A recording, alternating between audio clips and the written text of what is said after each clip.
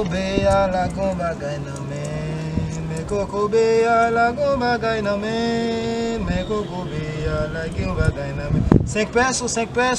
Oh, 5 good. Chaque vigne 5 pesos, 5 good. Me Coco Bea. Ai, Jésus.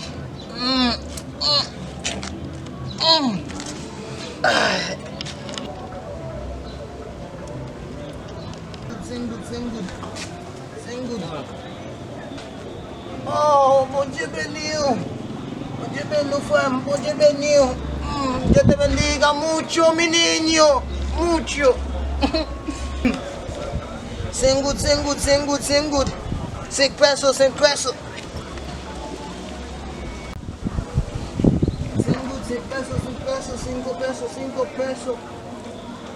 pesos, me Coco Bea la gomba gaina me. La gomba gaina me. Você dit tous les deux pour tous les deux La gomba gaina me Coco Bea. La gomba gaina chercher. Bagay pou mba ou non, men mda vre do. Oh, nakisa. Mta fè la kay mwen avon. Oui. On ale nou, ma bombe pou leve. Non. Toca, pas toucher. Wap a lez, on ale, ma pou so bezwen. Tout comme a blessé là, on va toucher. Tout le abon mwen, kou ta foman la mwen. Non me toca, on va toucher. On y dit à s'entendre à madame, à toucher, so bon singud. Bagay kounya, bagay pou mba ou, bagay on ale, ma fè do, ma pon soin. Si kou bagay la madame là, pi boum, pi à l'aise là. Non mba vle ou nan la ri, nan poussiè ya. Yo, gwen nan rouge la men, mse son mwa haïtien.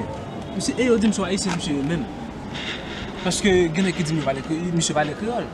Mse toujou la ap mande genne ki di se un kokobe mse. Mse di son kokobe liye il baka mache. Mda me fote test sou mse pou mwen mse si mse se kokobe liye men. Son fon se de sa men. Toujours lycée là même. Mse toujours demandé men mse pa kokobe. Mse toujours pas ça mse comme mais na fond pour mse. So on da fe la men. On a fait pour notre nouvelle migration afin que nous avoir ces kokobe.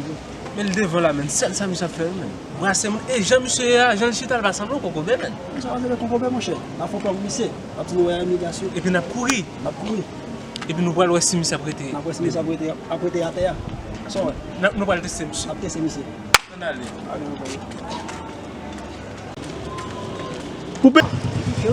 Mese dam, haïtien nou men imigrasyon yo. Men imigrasyon yo ya. Haïtien nou, imigrasyon.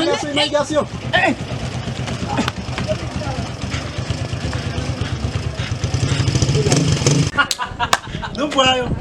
Wè sa mne dou la, mse sou blofèlye men. Sou blofèlye men, ki te valizi. Yo. Mwen sa kwa den men. Gade kop. Oh! Gade kop men. Yo, nou bon men. Nou bon sou Michel men.